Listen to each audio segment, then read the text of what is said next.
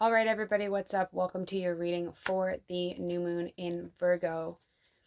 I want to start to get away a little bit from really focusing on the astrology that's going on at this time. I can recommend some really beautiful astrologers to follow, and I'm saying that because what I am channeling is the energy that is going on for the collective at this time. And I used to say this a lot in my earlier videos, that I'm speaking to one color of the collective rainbow. And if that color speaks to you and what I'm saying resonates, then this reading is meant for you.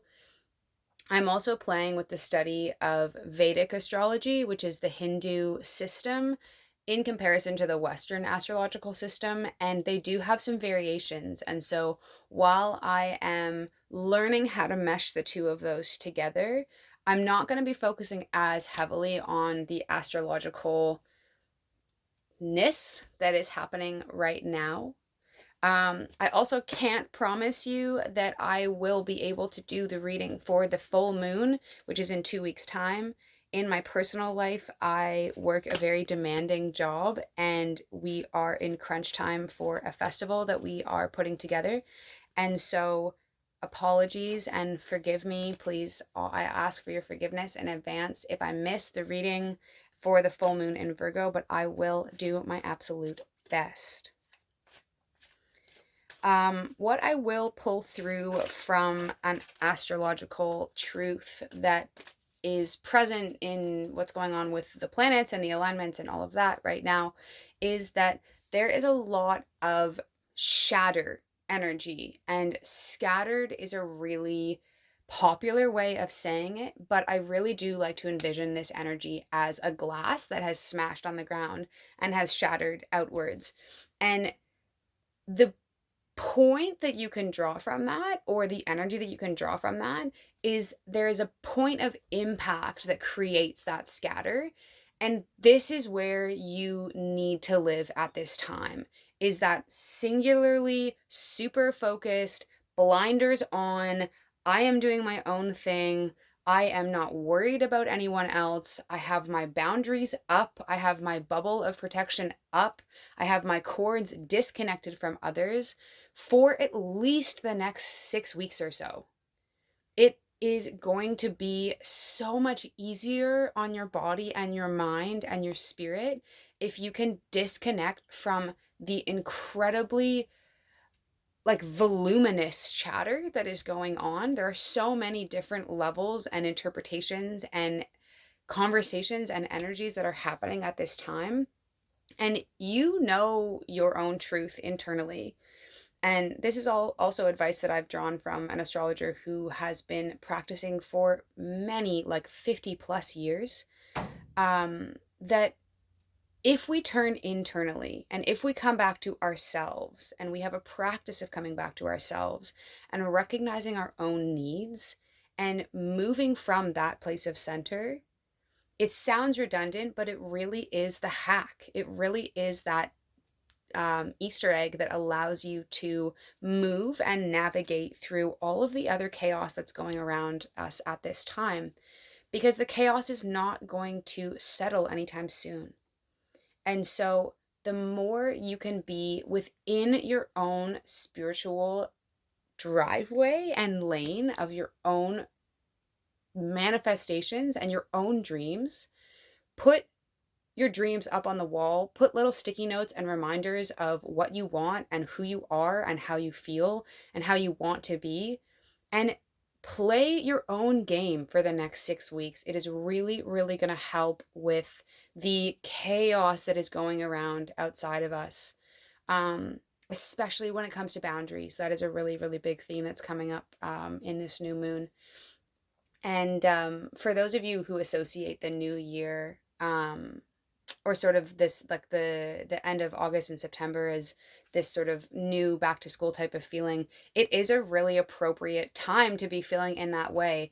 This cycle, this 2 week cycle and this new moon is really about slawing off the things that you've collected during the summer and recognizing the simplicity of what you can get by with and what you can get by without. And it is going to be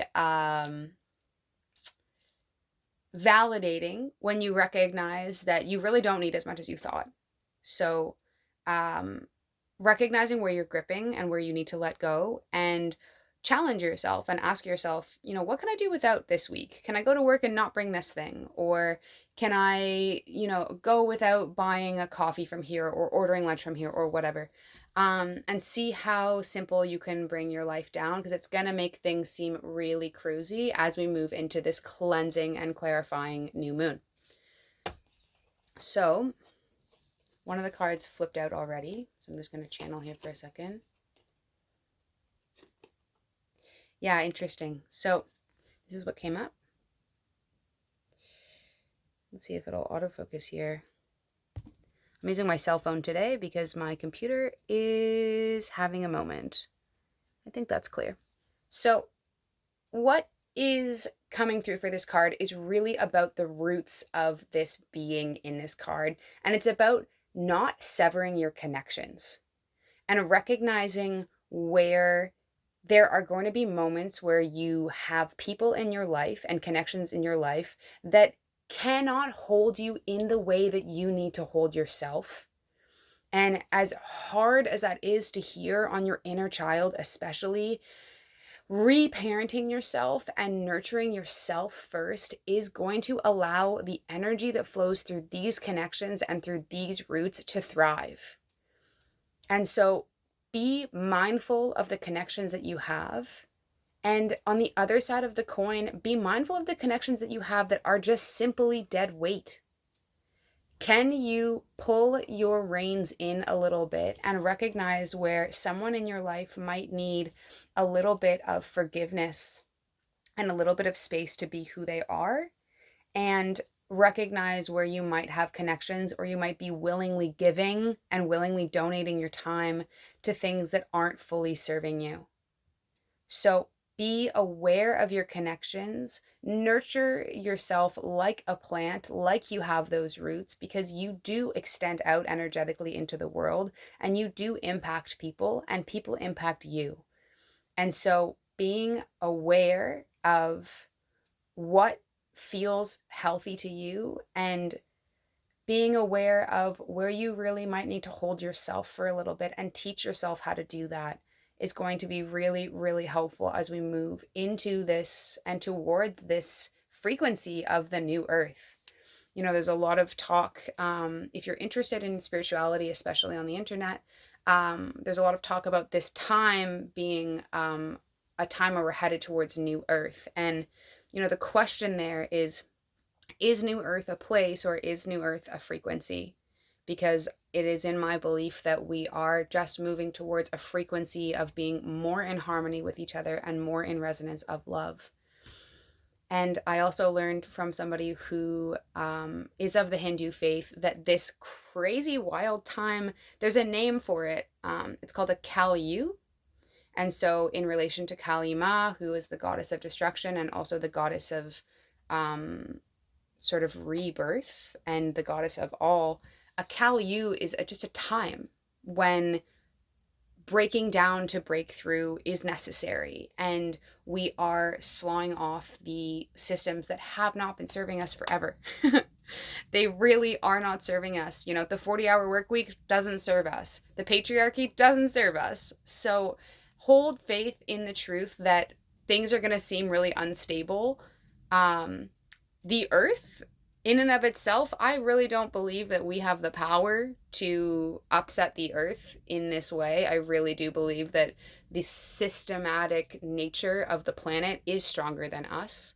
And I also believe that we already have the technology to get us there when that crux moment comes. And so it can feel scary and it can feel intense, but we are moving through a period of time. We are not moving towards the end. Nurture your connections.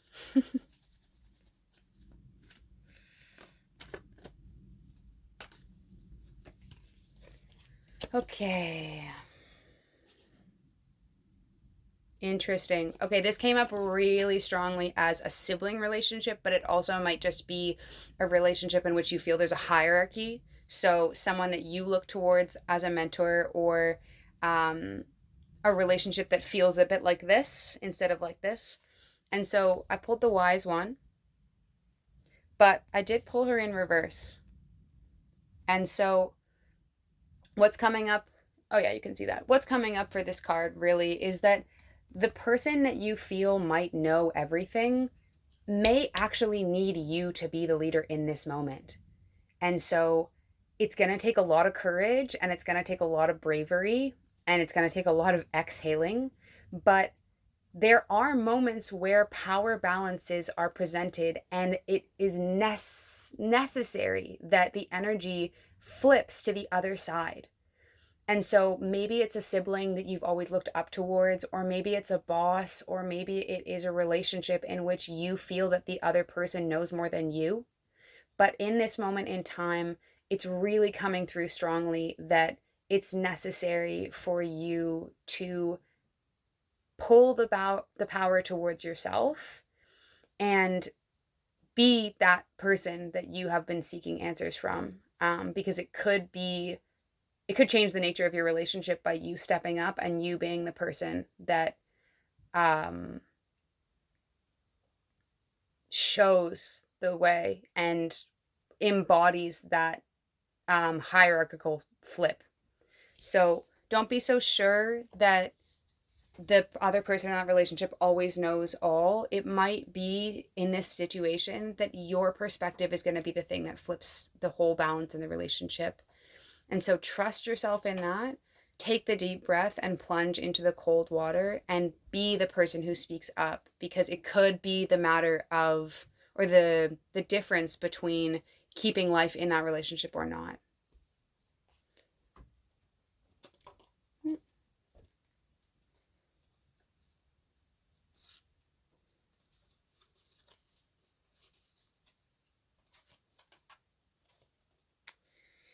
Yeah, interesting. This is going to come up differently for people. You'll sort of either be in one court or the other. So there is a situation in which you are pushing for and pushing for and pushing for, and you are exhausting yourself by trying to keep it moving in the direction that you have been pushing for. And so it might feel like defeat, but it's going to be defeat that will also feel like a relief and feel like a break.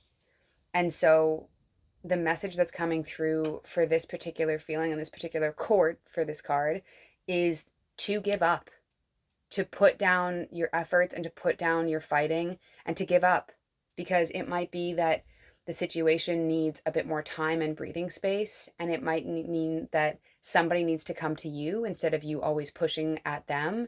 And it also might mean that this is not the environment or the relationship that's serving you right now, or the connection that's serving you. And so giving up will bring that relief. And for the other court, the other side of the coin, this is more about insulating yourself and bringing yourself into that little ball of rest, not so much giving up and losing faith. Yeah, she does have a like sort of a totem in her hand, a little handkerchief, but the other side of the coin is more about bringing yourself into that little bubble, and again, the spiritual blinders and your little backpack of protective energy, whatever you visualize it as. It is going to be so helpful for you to don that consciously every day and move forward in a space of insulated awareness and not have your energy extending out in all directions.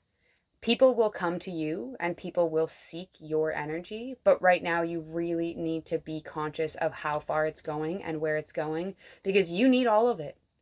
And so putting yourself first and learning the practice of putting yourself first over and over and over again is the message that is coming through for that other side of the card.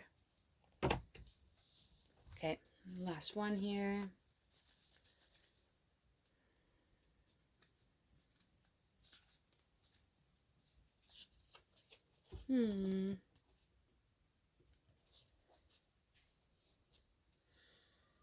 Interesting. This is coming through for the collective yang energy. the collective fire energy, the Mars energy, the collective energy of action. And so regardless of whether you embody a body with a womb or not, if you are someone who is pushing and going and trying to constantly achieve and trying to constantly ignite, what's coming through for this is the fire card. And what's coming through is that there are going to be people who start leaving the ring around the energies of pushing and the energies of always trying to light the fire, when we really need slowness and we really need water. I was going to make an obscure movie reference, but I'm going to resist. Knowing when there is enough heat in something, and knowing when we could benefit, or you could benefit, or the situation could benefit from calmness and from water and from fluidity and from coolness, is really going to be a benefit in this cycle and in for this new moon. And so whether that is using fire to write down things you're letting go of and to burn them away in a way of letting go, or recognizing when you have been the person who is trying to ignite too much and trying to push too hard, and really allowing yourself to take a step back and to welcome other opinions and to welcome feedback, because we are collective people and we thrive in community. We are not meant to live in a sense of individual pursuit. And this is really coming up as a whole message for the whole collective of, we have been seeking the individual pursuit for so long, and we are feeling lonely, and we are feeling tired, and we are wondering why we feel like it's so challenging. And so there are going to be people around you, if you are this person, there are going to be people around you who start to walk away and who start to step back and say, you know what, this isn't for me. And that is your opportunity to pause and to take a look around you and see whether or not you're actually moving from a collective mindset or not, or whether you are really focused on the individual pursuit. And if you are focused on the individual pursuit, for what reason? What's your motivation? If you can draw that back to a bigger picture, then keep going. But if it's for success, or it's for money, or it's for recognition, it's going to become a lonelier ring, and it's going to be hot, and it's going to be dry. So be conscious and welcoming and open to the fact that there might be too much heat right now and too much fire on something, and that you could benefit from adding some temperance to that. And that being said, you know, this did come up in the right facing way. It didn't come up in reverse. And so there's a little nugget of truth there of holding your passions close to you as well. So I'm not talking about throwing away something that lights you up for the greater good. I'm talking about narrowing down your projects or your pursuits or your energy to the things that really light you up, and seeking out help and seeking out ways that you can involve other people, so that you're not doing it alone, and that you're not just trying to shoot for something or shoot for the moon on a spaceship for one. So that is all I have for all of you today. My books are currently closed. Thank you so much to the people who have been reaching out. I really appreciate it. And I will open them back up around October. If you would like a reading, please don't hesitate to still get in contact with me. I feel that I might put these back on Instagram as well, because I feel like I've been pulling away from people there. And so I really do believe that everyone deserves the opportunity to listen to these readings if they're going to resonate with them. But books are closed for now until October. Please still drop a like and a share and a comment. And if this resonated with you, send it along to someone who you think it might resonate with as well. I am so excited about building this community and so grateful for the people who already show up. And also feel free to check out the meditations that I have recorded and the Transmission Tuesdays. Those videos have a lot of information about what is generally going on energetically and how things are working energetically. So if you have questions about chords or timelines or grids or boundaries or things like that, check out the Transmission Tuesdays playlist. And I hope to see you all next time. Thank you so much for being here, and blessings.